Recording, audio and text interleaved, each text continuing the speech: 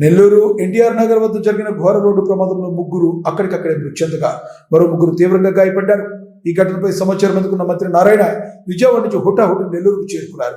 అనంతరం మెడికవర్ ఆసుపత్రిలో చికిత్స పొందుతున్న బాధితులను పరామర్శించి వారి ఆరోగ్య స్థితిని అడిగి తెలుసుకున్నారు.